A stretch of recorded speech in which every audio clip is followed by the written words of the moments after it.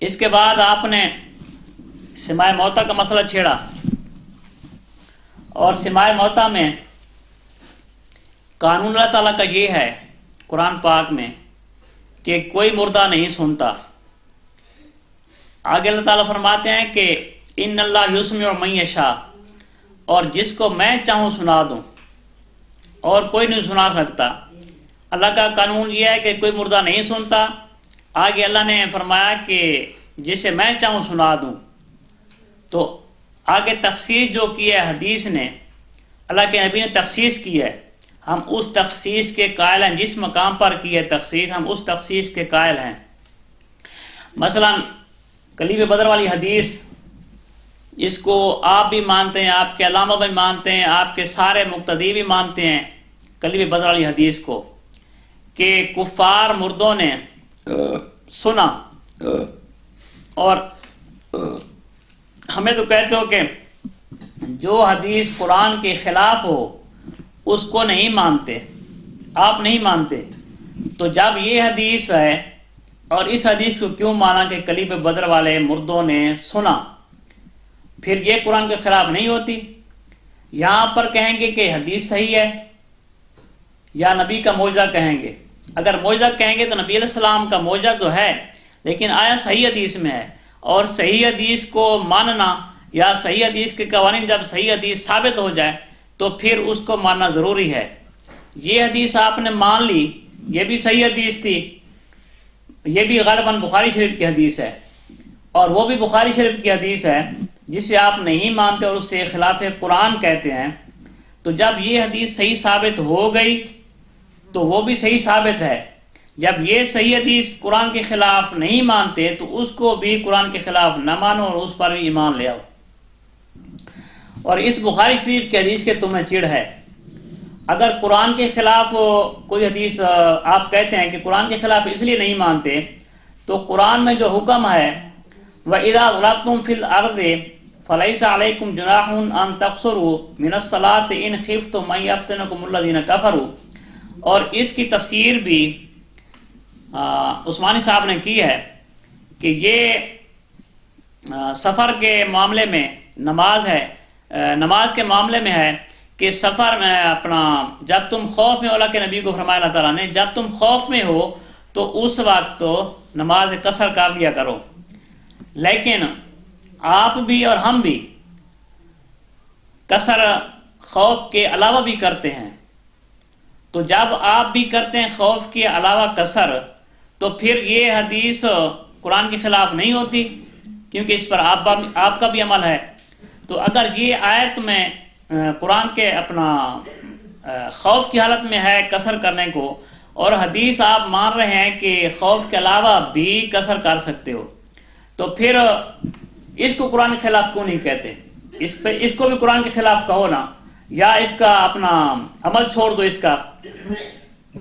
تو پھر جو مردوں کے سماع والی حدیث ہے اس کو آپ کہتے ہیں قرآن کے خلاف ہے، اور یہ حدیث جو آپ بھی مانتے ہیں اس پر عمل بھی کرتے ہیں، اس کو قرآن کے خلاف کیوں نہیں کہتے؟ اور کلیب بدر والی حدیث بھی، اس کو بھی قرآن کے خلاف نہیں کہتے، تو اس کی وضاحت بھی کریں۔ اور کلیب بدر والے مردوں نے جو سنا، کیا ان کی روح واپس آ گئی تھی یا بغیر روح کے سنا تھا؟ یہ سوال بھی آپ کے ذمہ ہے۔ اور آپ نے آیت پڑھی وَيُمْسِكُ الَّتِي قَضَىٰ عَلَيْهَا الْمَوْتِ، اس کو ہم بھی مانتے ہیں، اور ہم نے پہلے بھی یہی کہا ہے کہ جو آیت اللہ تعالیٰ نے قانون بنایا ہے کہ کوئی مردہ نہیں سنتا، لیکن جہاں تخصیص کیا حدیث نے اس کو ہم مانتے ہیں، آپ کیوں نہیں مانتے؟ صرف کلیب بدر والی حدیث کی تخصیص آپ مانتے ہیں اس کو، تو پھر اور حدیثوں کی تخصیص بھی مانو نا۔ اور اسی آپ کے علامہ نے یہ ویڈیو میرے پاس ہے 2004 کا، جو انہوں نے کہا تھا نا پروگرام کیا تھا اپنے گھر میں، 2004 کا پروگرام، تو اس میں بھی یہی بیان کیا، حصہ نمبر 2 پر 46 منٹ پر بیان کیا ویڈیو کے ذریعے کہ اللہ کا نبی قرآن کے بڑھا کر حکم دے سکتا ہے۔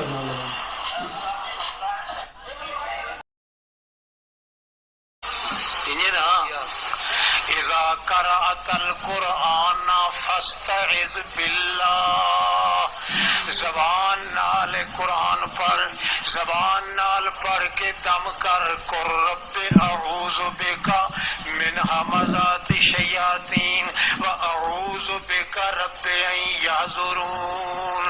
حضرت مریم دی والدہ کہ انی اعیذها بک وذریتا، اللہ میں تینوں تعویذ بنایا ہی، اللہ میں تینوں میں پڑھدی پیاں تے آدھی پیاں تو میرا تعویذ ہے۔ اللہ قرآن چاہتا ہے تعویذ نہ پڑھن دا ہوندا ہے، پڑھ کے تے دم کرو تے اے تعویذ ہے۔ تے جیڑا مولوی لکھدا ہے، جیڑا مولوی بولو قرآن آتا ہے پڑھو تے اے لکھدا ہے، اے اللہ دے قرآن تے زیادتی کریندا ہے۔ جیڑا اللہ دے قرآن تے زیادتی کرے او پکا کافر ہوندا ہے، کدے مسلمان نہیں ہو سکتا۔ ماشاءاللہ جزاک اللہ، کئی سمجھ آتی پئی سی؟ ہائے کتاب اللہ تے زیادتی صرف نبی پاک کر سکتا ہے، اور کوئی نہیں کر سکتا۔ ایک حکم اللہ دی کتاب دے، اللہ دے نبی اس تو وضا کے دے سکتا ہے۔ قرآن تک کیا کہ اقیم الصلاۃ، نماز قائم کرو۔ اللہ دے نبی وضا کے حکم دیتا ہے کہ 5 نماز ادا کرو، اتنے فرض ادا کرو، اتنی رکعت ادا کرو۔ اللہ دی کتاب تو واتواں حکم اللہ دے رسول تو دے سکتا ہے، اور کوئی صحابی، کوئی ولی، کوئی پیر فقیر اللہ دی کتاب تو وتھے لگے تو اللہ پاک دا پیغمبر کیا ہے ستۃ العنہم باللعنۃ۔ تو آپ نے سن لیا کہ نبی علیہ السلام قرآن سے زیادتی کا حکم دے سکتے ہیں، قرآن پر یعنی بڑھا کر حکم دے سکتے ہیں۔ تو اسی کتاب کے صفحہ نمبر 66 پر بھی تیرے علامہ صاحب نے لکھا کہ بس اللہ کا پاک رسول اپنی زبان سے جو خبر دیں، خواہ وہ عقل و قیاس و دنیا کے خلاف ہو، ہر حال میں اس پر ایمان لانا فرض ہوتا ہے۔ وہاں کے حالات و تواردات کی کیفیات معلوم کرنے کی صحیح کرنا ایمان بالغیب کے انکار کے مترادف ہوتا ہے۔ جس طرح جہنم و جنت کے اخبار، میزان و پل صراط کے اخبار، عذاب و ثواب اخروی کے اخبار، عذاب و ثواب و قبر کے اخبار وغیرہ ہوں، تمام کو خلاف قیاس، عقل و قیاس مان لینے سے ایمان آتا ہے۔ یعنی آپ کے علامہ کی زبان بھی آپ نے سن لیا، اور آپ کی علامہ کی کتاب سے بھی میں نے یہ ثابت کر دیا کہ اللہ کا نبی اللہ کی کتاب سے بڑھا کر حکم دے سکتا ہے۔ تو جب اللہ کے نبی نے یہ فرمایا کہ جب تم دفن کر کے واپس مڑتے ہو اس وقت جوتیوں کی چاپ سنتا ہے، تو اس حدیث اگر یہ ضعیف ہے تو پھر اس کو ضعیف ثابت کرو۔ جس طرح کے حدیث کلیب بدر کو مانا ہے اس کو صحیح حدیث مانا اور نبی کا فرمان ثابت ہو گیا۔ اگر یہ ضعیف ہے تو پھر اس کو ضعیف ثابت کرو، پھر اس کا انکار کرو، تو پھر تو بات بنتی ہے۔ اگر صحیح حدیث ہے ضعیف ثابت نہیں کرتے تو پھر جیسے آپ کے علامہ نے بھی کہا تحریر میں اور تقریر میں بھی کہ اللہ کا نبی قرآن سے بڑھا کر حکم دے سکتا ہے یا قرآن پر زیادتی کر سکتا ہے، تو یہ اللہ کے نبی کی خبر ہے، ہماری نہیں ہے، اس لیے اس حدیث کو بھی ماننا چاہیے۔ اور جہاں جہاں پر حدیث کی تخصیص ہے کہ فلاں فلاں جگہ مردے کے سماع کے متعلق حدیث کی تخصیص آئی ہے تو اس کو ماننا پڑے گا، باقی کہ ہم سننے کے قائل نہیں ہیں کسی وقت بھی۔ جہاں پر جس جگہ حدیث کی تخصیص ہے اسی پر قائل ہیں۔ اور اسی آپ کے 2004 کی میٹنگ میں آپ کے علامہ صاحب مردہ کی ثابت قدمی کی دعا کر رہے ہیں اور قبر میں سوالات کے قائل ہو رہے ہیں، اور اسی میں بھی آئیں گے انشاءاللہ، آپ کی اسی کی کتاب میں بھی اس کی تشریح آئے گی انشاءاللہ۔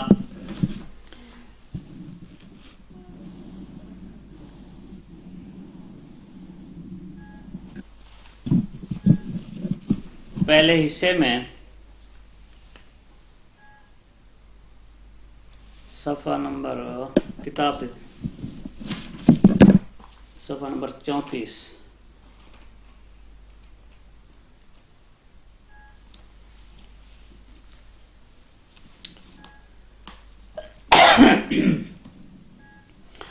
ابو داؤد میں ہے کہ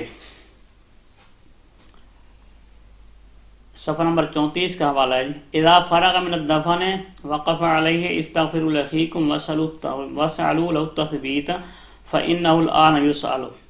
حضور علیہ السلام مدفون میت پر دفن سے فارغ ہو کر کھڑے ہو گئے اور فرمایا اپنے اس بھائی کے لیے ثابت قدمی کی دعا کرو۔ مردہ انسان کو مسلمانوں کے بھائی کا نام دیا اور یوں نہ فرمایا کہ اس مردہ جسم کے لیے دعا کرو۔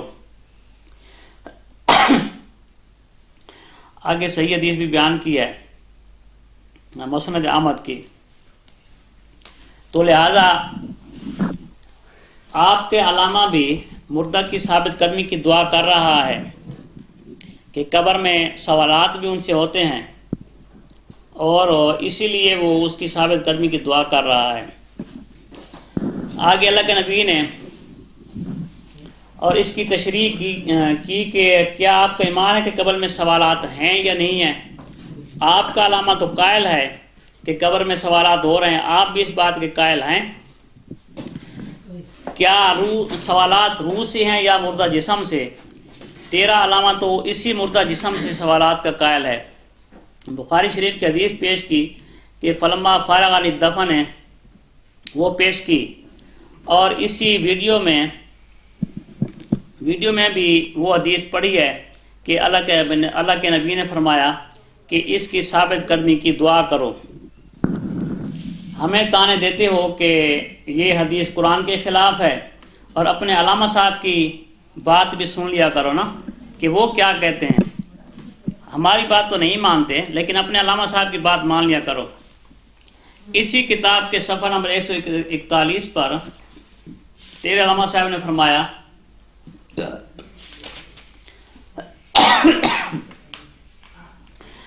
اللہ نے مردوں کے کلام کرنے کو فرض محال میں ذکر کیا، وَكَلَّمَهُمُ الْمَوْتَى کہ مردے ان سے کلام کریں یہ محال ہے۔ اس کے باوجود اللہ نے مردوں کو کلام سنا اور بلوا کر بھی دکھا دیا، جس کا منکر قطعاً کافر ہے۔ تو پھر ذرہ ذرہ شدہ بدن رمیم کو عذاب دینا محال ہی مان لیا جائے، تب بھی اللہ نے رمیم شدہ مردوں کی مٹی کو آگ لگا کر بھی دکھا دیا کہ محال دنیاوی کو خالق محال یہ مجال رکھتا ہے کہ وہ اپنی قدرت کا مظاہرہ کر کے دکھائے۔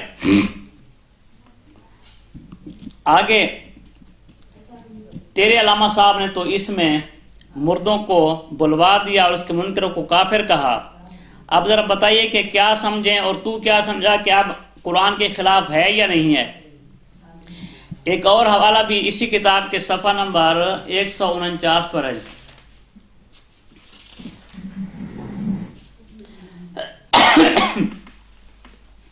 اگرچہ نظام تمدن اور نظام دنیا کے لیے تو قوانین عامہ حیات مرکبہ کے جاری کیے گئے ہیں، لیکن بعض اوقات اللہ قادر کریم حیات بسیط کا عملی اظہار اپنی قدرت کے ذریعے کر کے دکھا بھی دیتا ہے۔ مثلا پہاڑوں کو بلوا دینا، مردوں کو سنوا دینا، سوکھے درخت کے تنوں سے رونے کی آواز پیدا کرنا، قبروں میں آگ پیدا کرنا، مردوں کو قبروں سے نکلوا کر نبی کی تصدیق کروا دینا، زمین و آسمان سے باطن خطاب کرنا وغیرہ وغیرہ، یہ اس لیے تاکہ آئندہ برزخ کے جہان میں ہونے والے حالات پر ایمان بالغیب کے لیے راستہ ہموار ہو جائے۔ آگے اسی کتاب کے صفحہ نمبر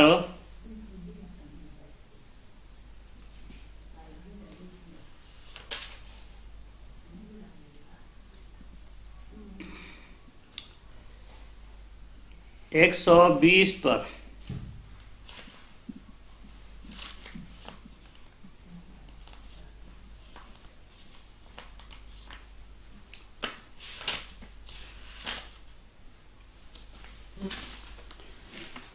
البتہ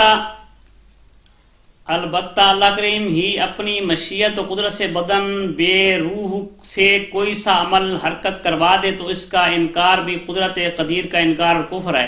جیسا مردہ بے جان کو بات سنوا دینا، مردہ بے جان کو قبر سے باہر نکلوا دینا، مردہ بے جان کو قبر کے اندر نماز کی حالت میں دکھا دینا، مردہ بے جان پتھروں سے تسبیح کروا دینا، یعنی یہ تو مردہ بے جان سے تسبیح کروا رہے ہیں۔ اور آگے اس کے صفحہ نمبر 142 پر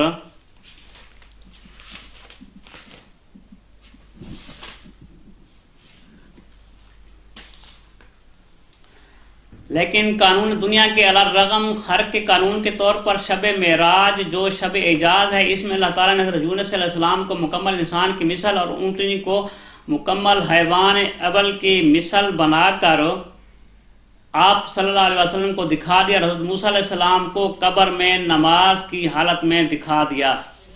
اس کو زوم کریں۔